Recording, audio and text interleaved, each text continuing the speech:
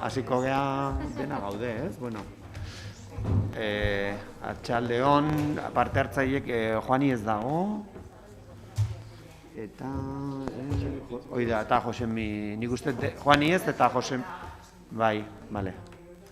Bai. Hala ba. Bueno, arratsaldeon. Hasiko gea, hartu mikrofona. Bueno, arratsaldeon. Alkatearen baimenakin, bai. Bueno, 2022ko otsailaren 24ko udalbatzarra ohiko bilkura egiteko bildu gea gaur.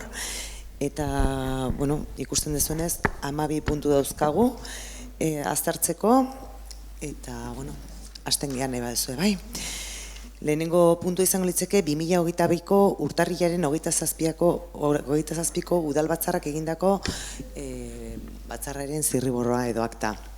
Ez dakit, arazo dagoen, zerbait esateko? A ber, erderaz ondo dau jarrita orduan ez da gaizki daula jasota edo netzako da, idazteko garaien edo, ez? Dau, erderaz Joseba Aranburu, concejal de EAJ-PNV, indika... Barkatu, 16. orrialdea. A ver, Joseba Aranburu, concejal de EAJ-PNV, indica que en las legislaturas anteriores, cuando existía la misma problemática, Mila Suquia y Yonander Caballero y el alcalde siempre han repetido de que existen fórmulas para la subida de los sueldos. Se extraña de que en este momento no hagan mención alguna a las fórmulas que puedan existir.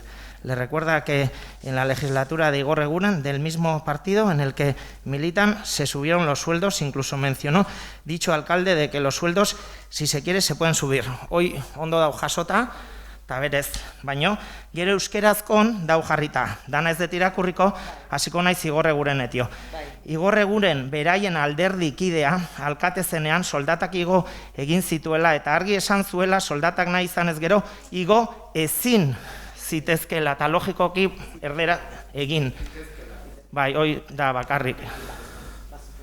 Eta hoxe, baina ondo jasota bakarrik idazteko garaiena. Bale?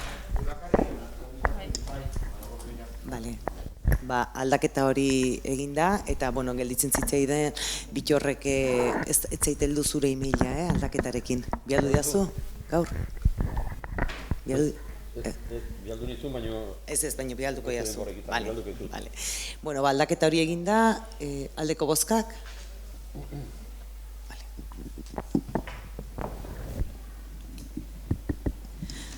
Bigarren puntua izango litzake, berdintasunaren aldeko eta indarkeria matxistaren aurkako Euskadiko itun soziala eta herritarra Ordiziako udalaren konpromisoen proposamena onartzea. 2022-2026, Beijing 25, Generation Equality nazioarteko ekimenaren esparruan.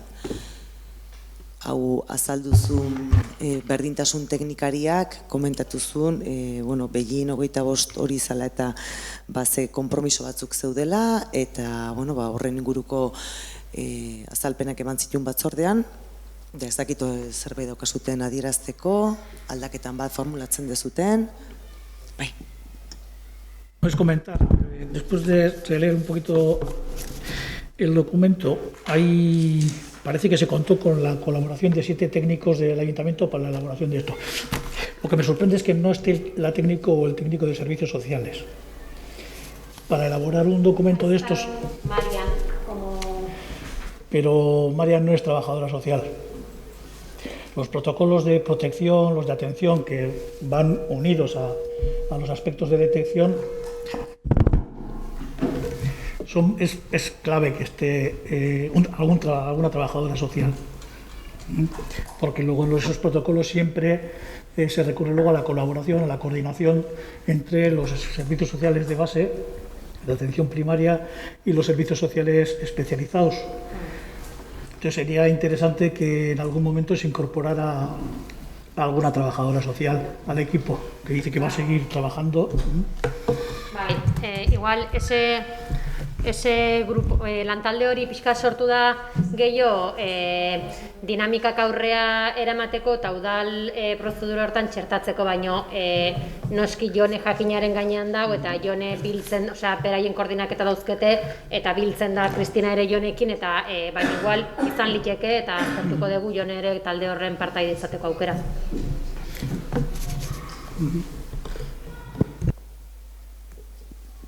Zerbait esateko? Bale, orduan aldeko bozkak?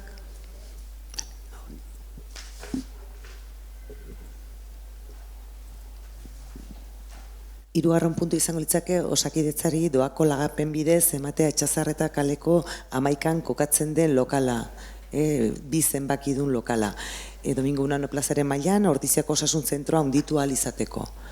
Hori komentatu genuen eta tokiko gobernu atzordean ere horren inguruan hitz egin zen, obrak egiteko baimena ematen zitzaiela eta pixka baldintzatuta gelditzen zela onarpen hontara. Espediente egoki dago, txosten guztiak, bai eta azkaritzakoak eta bai kontuartzeletzakoak eta baita teknikoak, eta erregistroan eta dana begiratuta dago, segratuta zeon, orduan ez da inungo arazorik egon, alde hortatik, eta, printzipioz izango litzake onartzea lagapen hori.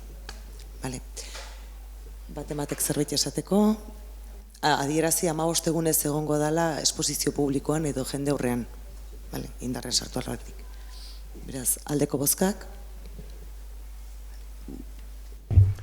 Gai horrekin bakarrik esan, ikusiko zenuten, dagoeneko, uste, datorren aste honen bihar edo datorren asten aurrikusita zutela sinatzea esleipendunakin, moioakin, oraindik ez dute lanen kontratua sinatu, baina, espero dute bailen sinatzea, baimena eman zaie sartzeko, ez dakit pasatu zaten plazatik, dagoeneko bai jarri dute lehenengo faseari dagokion zati parte modularra, ze orain aterako dute lehenoko fiare, Rubiko lokal hortan, hori badakizue, COVID-az izanen prestatu zutela zona bereizi bezala, bertan egiteko PCR-ak eta bar, separatuta egon bardalako ambulatoriotik, orduan nola erabili dute, hori aterako dute orain kanpoko modulo batea, eta obraren hasiera ingo dute berako lokal hortan.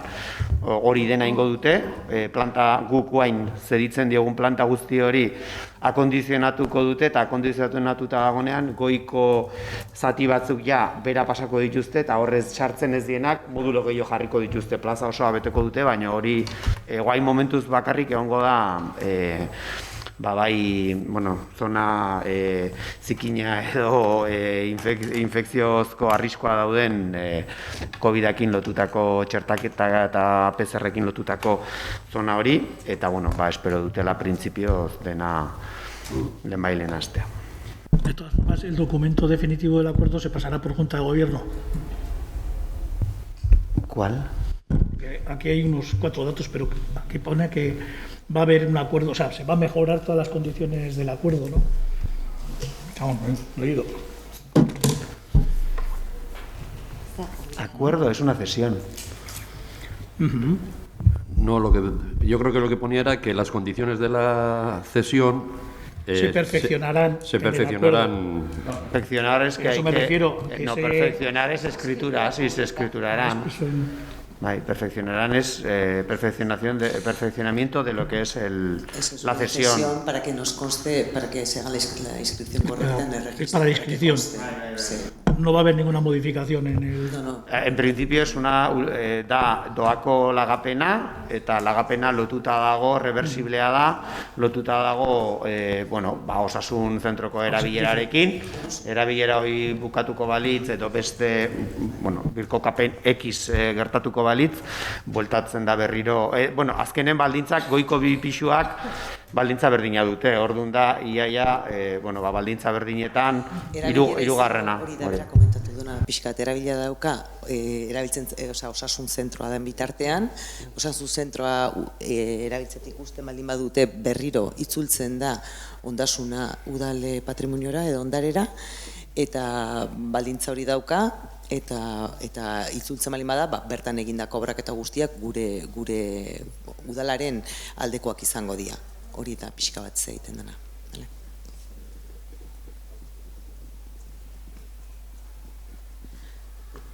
Laugarren puntua, 2022ko martxoaren 8 dela eta udal... Barkatu? Ez, baina batzutan gertatzen zaite.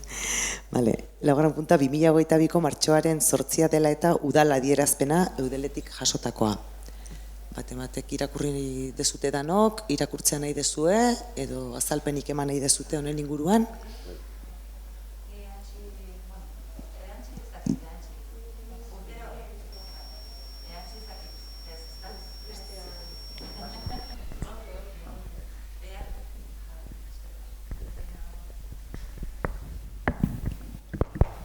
Oso ondo. Bueno, ez da eransketa bat, da gonbidapena bat, urtero egiten dugun bezala. Eta, bueno, ez dakit, hemen idatzita ekarri dut, gero pasoko izut nahia jartzeko. Eta hauxe dio. Por desgracia, un año más nos encontramos ante la misma necesidad imperiosa de unar esfuerzos para denunciar la existencia cada vez más visibilizada de la violencia contra las mujeres. Aunar esfuerzos para adoptar medidas que prevengan la violencia misma y medidas para paliar las consecuencias de dichas violencias. Uno de los activos y punto de lanza de la denuncia y de las políticas de prevención y acción son los movimientos feministas.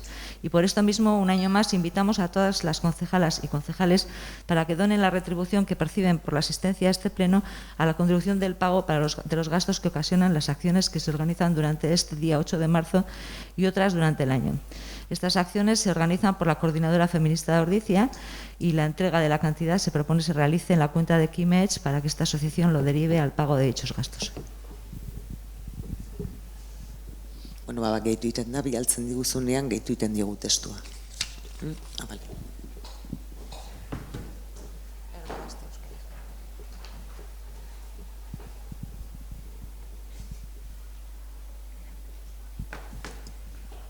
Vale, aldeko bozkak.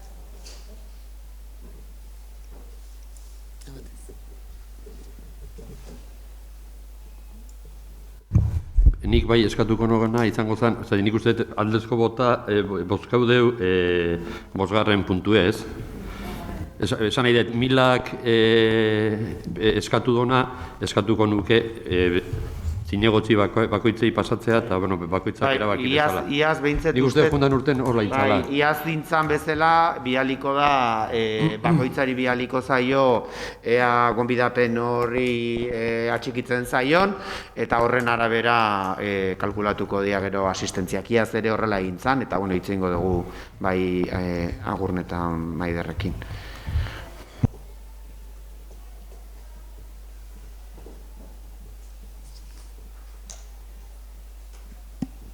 Bosgarren puntua, Saharako Errepublikar Arabiar Demokratikoaren 46 urteurreneko adierazpen instituzionala, Euskal Fondoaren Sahara Koordinazio Unitateak eta Polisario Frentearen ordezkaritzaren proposamena.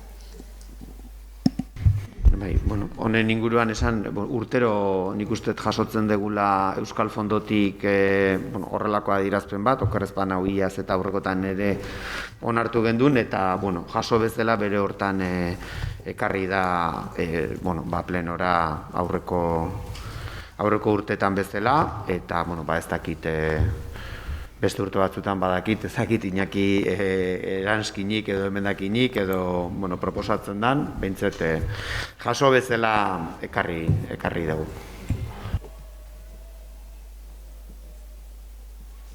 Baina ez nahi dugu ez esateko, bozkatu ingo dugu. Aldeko bozkat,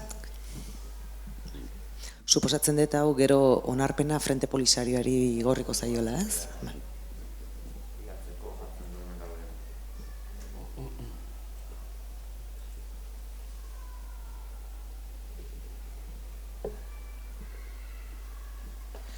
Seigarren puntua, Podemos Ordizia aldugu udaltaldeak aurkeztutako idatzia, itxaropena elkarteak sinatutakoa, Espainiako estatuak lapurtutako aurrei buruzko lege proposamenaren ingurukoa.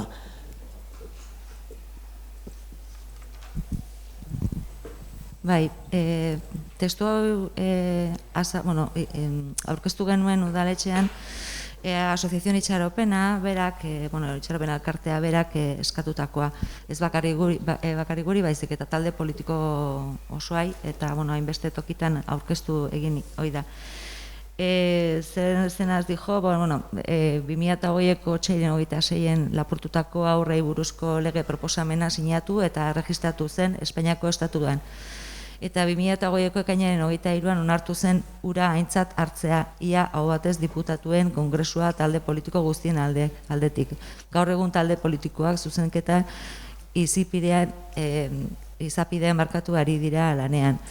Ez dut oso irakurri behar, bakarrik komentatu, ia egina eta ondoren bertan gehatu zala, en los laureles, eta eskatzen duena da, udaletxe bultzatzea edo bidaltzea Madrila, arintzeko prozesua, eta ja behin betiko bukatzea prozedimento guzti honekin.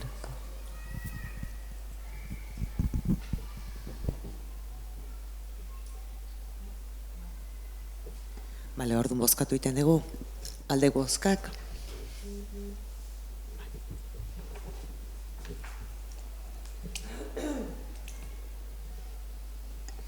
Zazpigarren puntua, Podemos ordizia aldugu udal taldeak aurkeztutako mozioa indarkeria matxistei buruzko udal azterketa egin dadin.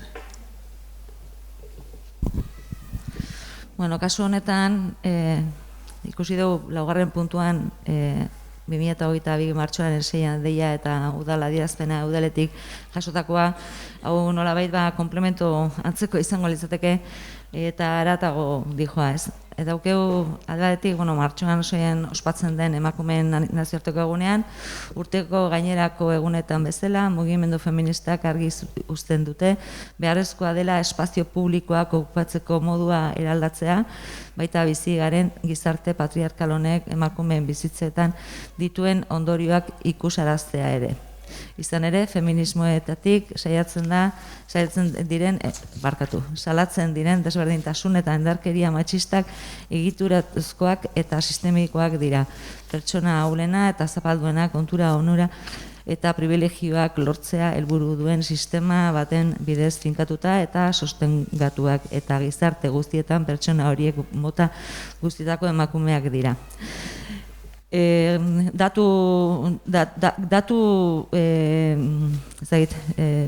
preocupanteena edo izango nuke hauxe da ez, ikerketa soziologikoen zentroan, CISA, 2008ko azken datuak nun jasotzen den pertsonen 0,5% bakarrik kokatu zuela genero indarkeria herrialdeko arazo nagusien artean. 2008an berriz 2,4% izan zen, eta 2019an 6,6% igo zen. Uste oso larria dela, eta mozio honekin eskatzen dena da, Ordiziako udalen osoko bilkurak udal gobernuari eskatzen dio udalerriko emakume jasadan dituzten indarki matxistei eta hori buruz duten pertzepzioari buruzko azterlan bat egin dezala. Beste aldetio ere eskatzen da emakume jasan dituzten indarkeria matxisten buruzko inkestaren ondoriozko txostena erabil dezala udalaren berdintasun politikak eta indarkeria matxisten aurkako jarduerak definitzeko ibilbide orria gisa. Eta Ordiziako ere eskatzen da datuk modu batera eta agregatuan biltzeko lurralde egiten diren beste azterlan guztien emaitzekin bateragarriak izan daitezkeen emakumeen probintzia oso jasaten dituzten indarkeria matxisten ezagutza eta ebaluazio orokor ahalbidetzeko. Hau da pixka bat eskatzen dena hori, ikerketa edo egitea, ez?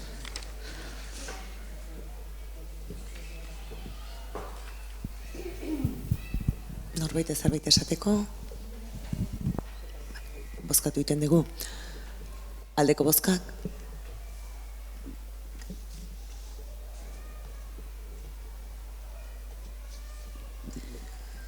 Zortzigarren puntua, Podemos ordizia aldugu udal taldeak aurkeztutako proposamena osasun mentalerako udal plana egiteko. Honekin uste bukatzen deula.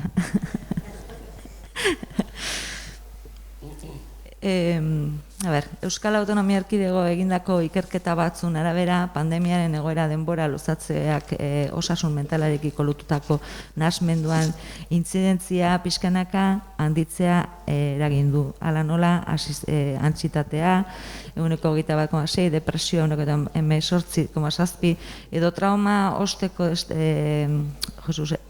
estresaren sintomatologia 15,8. Azterlanen arabera, biztanleria orokorrean sufrimendu psikologikoa gehien nozitu dituztenak, gaixotasun kronikoak dituztenak, emakumeak eta 18-25 urte bitartekoak izan dira.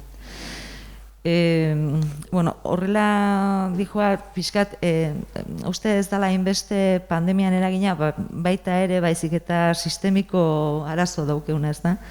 Eta horregatik proposatzen da osasun mentalako udalplana egitea gizarte baldintzatzaileek herritarrengan duten eragina murrizteko eta osasun mentaleko prebentzioa eta zaintza komunitarioa garatzen laguntzeko dituen udal eskumenen bidez eta dagokion aurrekon partida esleitzea.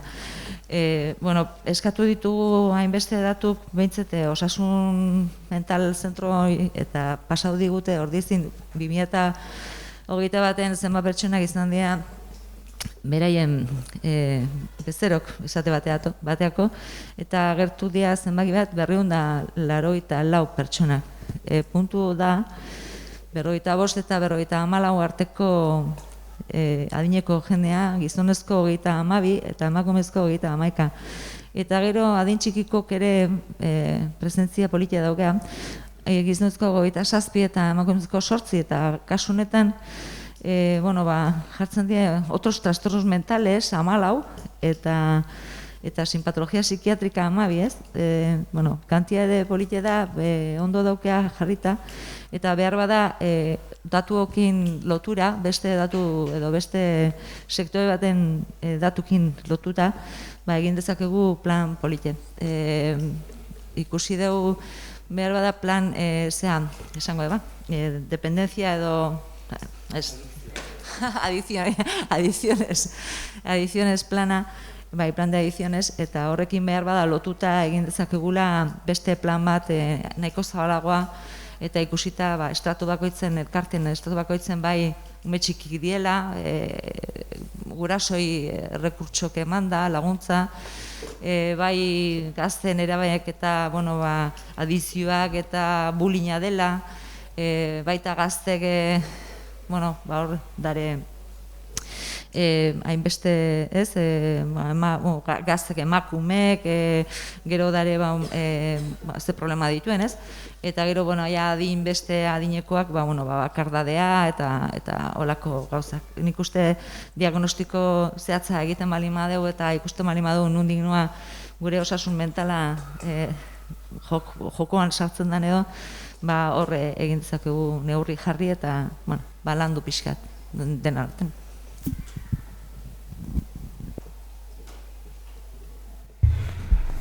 Ez da gitadurrek itzin behar du, guk printzipioz argumentarioarekin ados gaude, eman dituzuen datokin ere ados, eta kezkagarri dan asunto bat dela ere, erabat ados. Bakarrik pentsatzen dugu, plan hauek herri maila bakarrik ez diela inbehar. Inbehar diela komarkalak, o lo que sea. Eta gero gaina, ez dala gure ardura.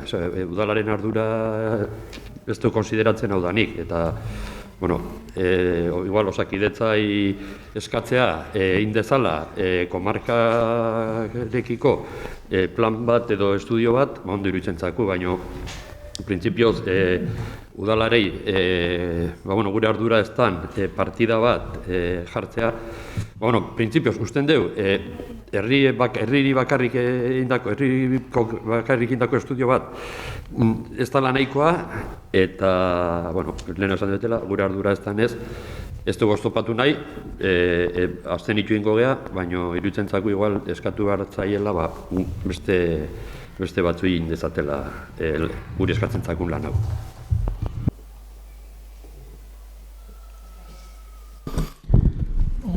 Compartimos un poco la perspectiva del Partido Nacionalista Vasco. Es cierto que el tema de la salud mental es preocupante y yo creo que cada vez más, pero precisamente, pero no solamente a nivel local. Precisamente por eso yo creo que los estudios que se proponen tienen que ser más a nivel de comunidad autónoma, provinciales e incluso bajando un poco al terreno nuestro, comarcales o de OSI. Yo creo que al final el tratamiento de todas las personas que sufran de este tipo de dolencias está enmarcado en la OSI y yo creo que es desde ahí desde donde tiene que venir un poco el estudio, ¿no? Bueno, ya sabéis que yo siempre he sido también muy reacio a asumir competencias de otras instituciones porque acabamos al cabo de los años por cargarnos y al final tratamos siempre de quitárnosla de encima, ¿no? En algún momento. Yo creo que sí, habría que instar al gobierno vasco a mejorar todo el plan de salud mental que tienen diseñado. Por otro lado, nosotros hace ya bastantes meses presentamos toda una batería de propuestas relacionadas con la salud. Queríamos avanzar en la creación de un Consejo Municipal de Salud a través del grupo que ya está funcionando. Planteábamos una serie de medidas de cara a las adicciones, de cara a otras enfermedades, porque aquí no solamente tenemos problemas con de salud mental, sino que el cáncer también está en unos niveles muy elevados. Y yo creo que eso, por ejemplo, la ley de municipal vasca sí contempla que los ayuntamientos puedan hacer planes de salud locales, pero el plan de salud mental me parece también un poco excesivo por el ámbito que abarcaríamos y yo creo que es más competencia de la OSI que de un ayuntamiento. Pero bueno, no vamos a poner ningún obstáculo tampoco a la aprobación de la moción y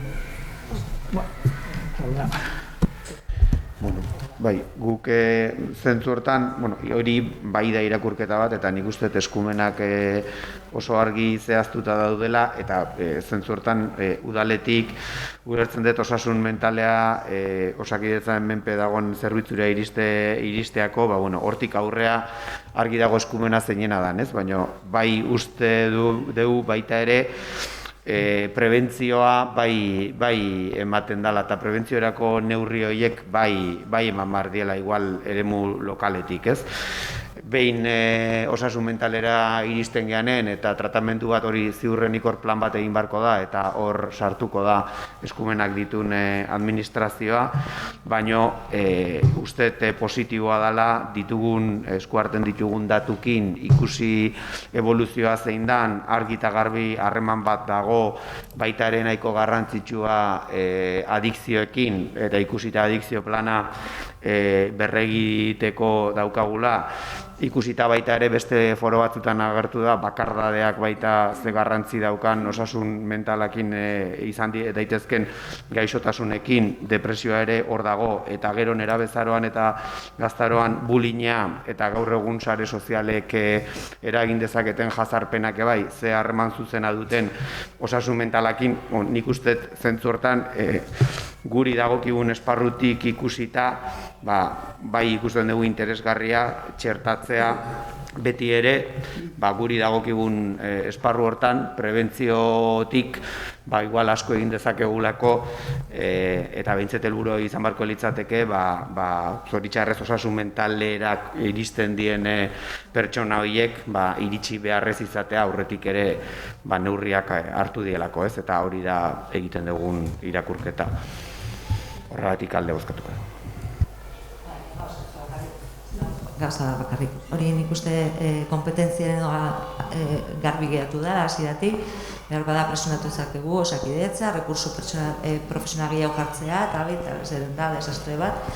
Guain zerrendak dare ez dakiz zerrenda luzek, eta igual osasun mentala da delikatuenetako bat, eta zerrenda asko oso zabala da. Guk ezin dugu kontratatu psikologo psikiatra bat eta jarri eta gure esku balegoa behar bada egingo genuke edo proposatuko genuke, baina garbi dago ez. Baina, ezin geha hor gehatu bakarrik ez,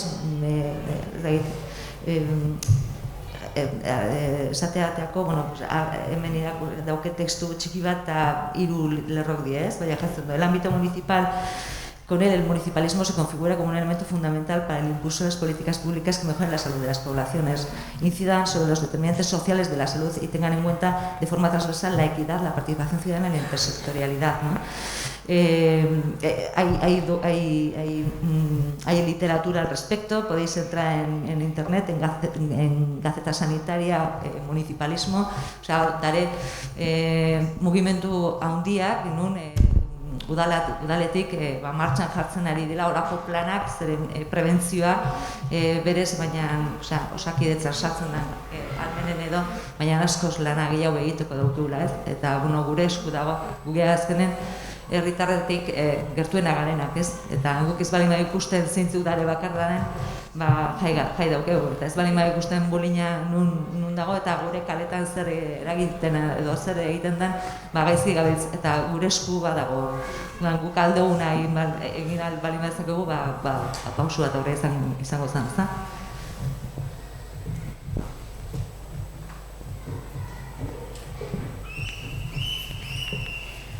Bale, bozkatuko dugu orduan. Bale, aldeko bozkak.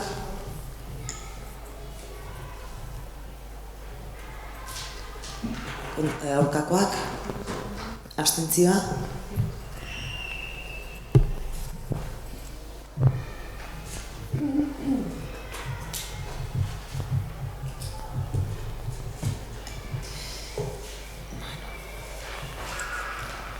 Bederatzigarren puntua urtarrileko alkatetzako dekretuen berri ematea. Izango litzateke B2022 batetik B2022 dekretura. Jakinen gainen galitzen zate. 10. puntua kontu hartzailetzaren ingerak urtarrila eta otsailari dagozkionak. Ez dakit ikusi dezuten, zerbait zuten esateko. Bueno, nik behintzat hemen kontratazioko alorrean Iberdrolako kontratua hori da atxekitu gea zentral de kontratazion Gipuzkoako zentralera, bale? Orduan, uztailerako kontratua egongo da, esleipen prozesua martxan jartzen da, baina da sartuta gaude, beraz, hori konpondu dugu, bale? Bale. Eta 11. 2022/52, 2022/54 eta 2022/51 dekretuen berri ematea faktura ordaintzeko agindua emanez. Zerbait? Bale. Zerbait gehiago esateko? Bai, ez da. Galderreguak. Hori da, galderreguak. Bale. Eskerrik asko.